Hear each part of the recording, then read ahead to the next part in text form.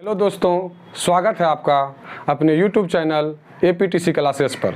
आज हम लोग 10th क्लास के एक छोटे से फिजिक्स के टॉपिक को देखेंगे कि अवतल दर्पण में F बराबर R/2 किस प्रकार से सिद्ध होता है।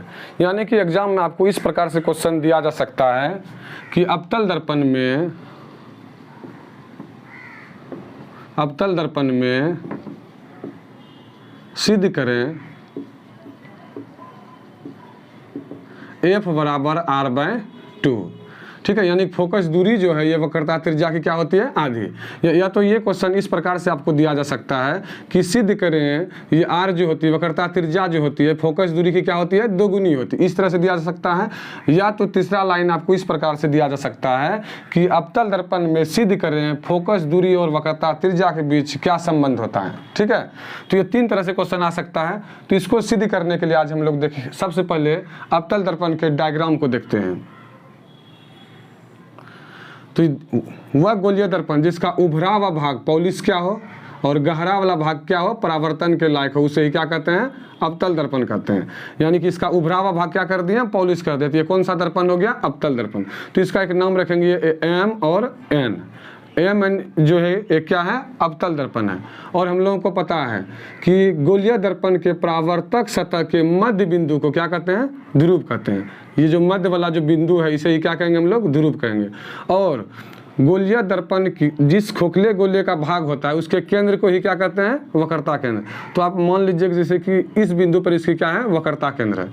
अब देखेंगे हम लोग कि ध्रुव और वक्रता केंद्र से होकर गुजरने वाली सरल रेखा को क्या कहते हैं, प्रधान अक्ष कहते हैं। ठीक है, तो ये भी जो सीपी रेखा जो इधर से गुजरी है इसे हम क्या कहेंगे, प्रधान अक्ष कह सकते हैं। तो देखिए, प्रधान अक्ष के समांतर आती हुई प्रकाश की किरणें। ठीक है, मान लीजिए ये A से कोई प्रकाश की किरण आ रही है, A से प्रधान अक्ष के समांतर आती हुई प्रकाश की किरणें दर्पण के मान लीजिए B बिंदु पर क्या हो रही है, आपतित हो रही है। ये आपतन होने के बाद फिर ये क्या हो जाएगा, इधर रिफ्लेक्ट होगा, परावर्तित हो जाएगा। और ये प्रधान अक्ष के जिस बिंदु पर मिलेगा उसे ही क्या कहेंगे, फोकस कहेंगे। यानी कि ये बिंदु जो होगा ये इसे ही क्या कहेंगे, फोकस कहेंगे। सॉरी, ये ध्रुव था। ठीक है, अब हम लोग यही इस फिगर के माध्यम से समझेंगे कि हम लोग क्या सिद्ध करने वाले हैं। तो हम लोग ये चीज़ सिद्ध करने वाले हैं कि ये ध्रुव और ये जो फोकस है इसके बीच की दूरी को हम लोग क्या कहते हैं, इसे कहते हैं फोकस दूरी। यानी कि छोटी f से फोकसांतर या फोकस दूरी कहते हैं। इसी को सिद्ध करेंगे। और ये वक्रता केंद्र और ध्रुव के बीच की जो दूरी होती है इसे हम लोग कहते हैं वक्रता त्रिज्या। ठीक है, तो ये सिद्ध करेंगे कि ये वक्रता त्रिज्या जो होती है फोकस दूरी की क्या होती है, दोगुनी। या तो ये फोकस दूरी जो है वक्रता त्रिज्या की क्या होती है, आधी होती है। ठीक है, तो इस प्रकार से आप डायग्राम में क्या लिखें, सबसे पहले आपको इसका इंट्रोडक्शन देना पड़ेगा। तो इस प्रकार से हम लोग लिखेंगे, माना कि MN एक अवतल दर्पण है जिसमें P ध्रुव, F फोकस तथा C वक्रता केंद्र है। ये पहले आपको इंट्रोडक्शन लिखना पड़ेगा। और उसके बाद आप ये दिखाइए कि आप डायग्राम किस प्रकार से बनाए हैं। तो आप इस प्रकार से लिखिएगा, A से प्रधान अक्ष के समांतर, A से प्रधान अक्ष के समांतर आती हुई प्रकाश की किरणें दर्पण के B बिंदु पर आपतित होती है तथा परावर्तन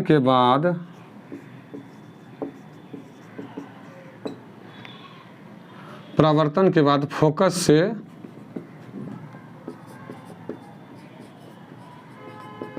फोकस से गुजर जाती है।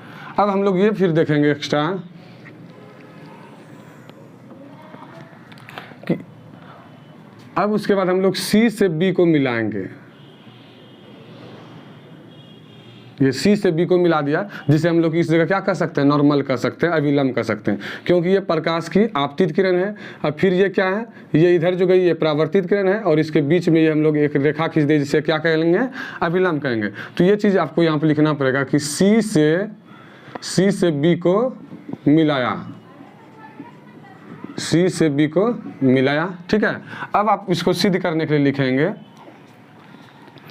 तो सबसे पहले हम लोग यहाँ पे देखेंगे कि यहाँ पे परावर्तन की घटना हो रही है। आपतित किरण और अभिलंब के बीच बनने वाले कोण को क्या कहते हैं, आपतन कोण कहते हैं, यानी कि आई से सूचित किया जाता है।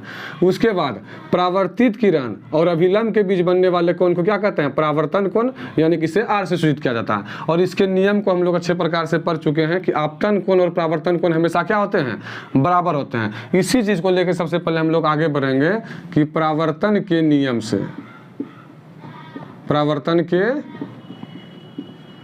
नियम से कोण आई बराबर कोण क्या होता है, आर होता है। इसी चीज़ को आपको एंगल के हिसाब से लिखना है, एंगल के हिसाब से कोण ए बी सी, ये आई आ गया इसमें, कोण ए बी सी। और कोण आर के लिए आपको आर के लिए लिखना है इसे सी बी एफ, कोण सी बी एफ, ये दोनों आपस में क्या होंगे, हमेशा बराबर होंगे। इसको आप मान लीजिए समीकरण फर्स्ट।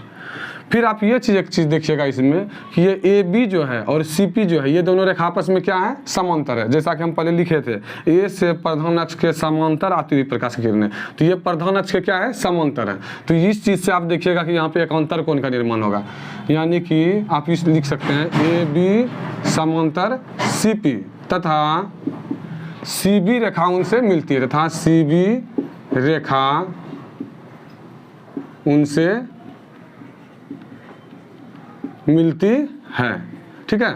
तो आप देखेंगे जस्ट ये फिगर को हम यहाँ पे बना आपको समझाते हैं, ये रेखा और ये, और ऐसे कोई तिर्यक रेखा यदि मान लीजिए कोई रेखा एल है और ये रेखा कोई एम है, और इसको यदि कोई तिर्यक रेखा एन प्रतिच्छेद करे, तो यहाँ का कोण और यहाँ पे बनने वाले कोण ये क्या होते हैं, एकांतर कोण की वजह से दोनों आपस में क्या होते हैं, बराबर होते हैं। तो जस्ट यही आकृति यहाँ पे ध्यान दीजिए, यहाँ का कोण आई और यहाँ पे कोण जो बनेगा भी कोण सी, ये दोनों आपस में क्या होगा, बराबर होगा। तो आप इस तरह से लिख सकते हैं कोण A B C, A B C बराबर होगा किसके, कोण बी सी एफ, क्योंकि आपको सी कोण लेना है। तो इस प्रकार से आप लिख सकते हैं बी सी एफ, कोण बी सी एफ, ये दोनों आपस में बराबर होगा, ठीक है। और ये इसको आप समीकरण सेकंड मानिए, और इस जगह आप लिख सकते हैं किस कोण की वजह से बराबर है, एकांतर कोण की वजह से, एकांतर कोण, ठीक है।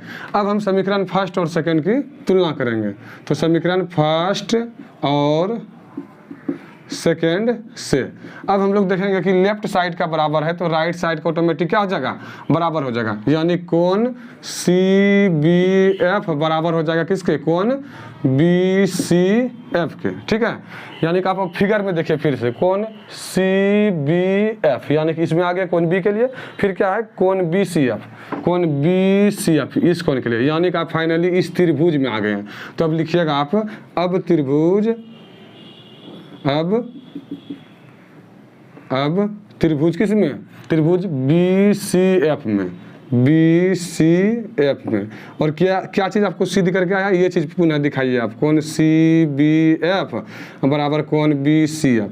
अब किसी त्रिभुज में यदि दो कोण बराबर हो, ठीक है, दो कोण बराबर हो, तो उसके सम्मुख जो भुजा होती है दोनों, वो भी आपस में क्या होती है, बराबर होती है। यानी कि इस प्रकार से हम लोग कह सकते हैं कि ये जो त्रिभुज है, ये कौन सा त्रिभुज है, ये समद्विबाहु त्रिभुज होगा। यानी कि आप लिख सकते हैं कोण सी बी एफ, कोण C B F, C B F. तो ये बी कौन है, इसके सामने की भुजा कौन है, सी एफ, यानी कि आप दिखा सकते हैं ये सी एफ बराबर होगा। और ये कौन कौन सा है, कोण B C F, B C F, यानी कि ये सी कौन है, तो इसके सामने की जो बी से एफ वाली भुजा है, यानी कि बी एफ जो भुजा है, ये दोनों भुजा आपस में क्या होंगे, बराबर होंगे। इसको हम लिखेंगे समीकरण थर्ड। और आप ये लिख सकते हैं इस जगह, दो बराबर कोण के सम्मुख भुजा क्या होते हैं, बराबर होते हैं। दो बराबर कोण के सम्मुख भुजा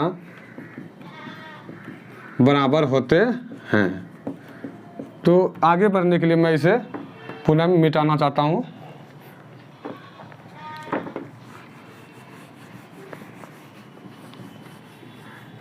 अब हम लोग देखेंगे इसका समीकरण फोर्थ किस प्रकार से आएगा। अब देखिए ये दर्पण का जो द्वारक होता है बहुत ही छोटा होता है, ठीक है। ये बिंदु जो हम ए से बी पर जो आपतित कराए हैं, ये हम इसके नज़दीक भी करा सकते थे यहाँ पे भी, और जस्ट यही घटना होता। तो इस प्रकार से आप मान सकते हैं कि ये बी बिंदु यदि पी के निकट आ जाए, नहीं, आप इस जगह से ये चीज़ आप लिख सकते हैं कि यदि ये बी बिंदु जो है P के निकट आ जाए तो ये B से F और P जो F है, यानी कि देखिए आपको दिखाते हैं इस प्रकार से, ये मान लीजिए B बिंदु यदि यहाँ आ गया तो B से F दूरी और P से F दूरी, दोनों दूरी आपस में क्या हो जाएगा, बराबर हो जाएगा, नहीं। तो आप लिखिएगा इस प्रकार से, यदि B बिंदु P के निकट हो तब क्या होगा, तब आप ये लिख सकते हैं कि ये पी एफ दूरी और ये इस जगह से बी बिंदु यदि यहाँ आ जाएगा तो बी एफ दूरी, ये दोनों दूरी आपस में क्या होंगे, बराबर होंगे। इसको बोलेंगे समीकरण 4, ठीक है। अब हम तुलना करेंगे समीकरण 3 और 4 से।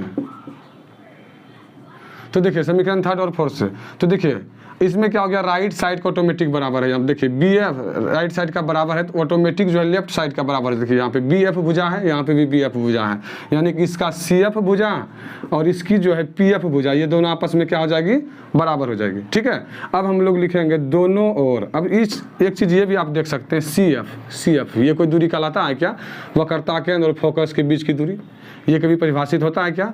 और ये पी एफ ये दूरी तो परिभाषित है, एक ध्रुव और फोकस के बीच की दूरी को क्या कहते हैं, फोकस दूरी कहते हैं। तो इसको फिर से पुनः एक अथी में लाने के लिए आप दोनों तरफ पी एफ जोड़िए। तो यहाँ पे लिखेंगे दोनों ओर पी एफ जोड़ने पर, दोनों ओर पी एफ जोड़ने पर, देखिए तो सी एफ जो है इधर भी आप पी एफ जोड़ दीजिए और पी एफ जो है उस साइड भी आप एक पी एफ जोड़ दीजिए, यानी कि ये हो जाएगा सी एफ और पी एफ। आप फिगर में देखिए सी एफ और पी एफ ये दोनों मिला दीजिएगा तो ये आपका बन जाएगा सी से पी तक की रेखा, नहीं, यानी कि ये सी पी बन जाएगा और P F plus P F, तो ये क्या हो जाएगा 2 पी एफ आपका बन जाएगा, ठीक है।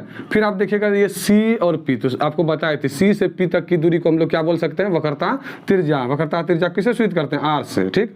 तो ये आर हो गया और उसके बाद 2 और ये पी एफ जो है, पी एफ यानी कि ध्रुव और फोकस के बीच की दूरी, इसे क्या कहते हैं, फोकस दूरी। तो कभी कभी यहाँ पे भी सिद्ध करने के लिए दिया जा सकता है कि फोकस दूरी जो होती है वक्रता त्रिज्या से क्या होती है, आधी, सॉरी ये कह सकते हैं आप कि वक्रता त्रिज्या जो होती है फोकस दूरी की क्या होती है, 2 गुनी होती है। नहीं तो फिर अगला स्टेप आप ये कर सकते हैं कि एफ बराबर, अब ये 2 जो भी गुणाम है बराबर की साइड भेजिएगा तो ये भाग में बन जाएगा, यानी कि एफ बराबर r/2, ये सिद्ध हो जाएगा। इस प्रकार से इसे आप सिद्ध कर सकते हैं। तो मैं विश्वास करता हूँ कि आप लोगों को बहुत अच्छे ढंग से ये अवतल दर्पण में सिद्ध करने के लिए f बराबर r/2 आया होगा।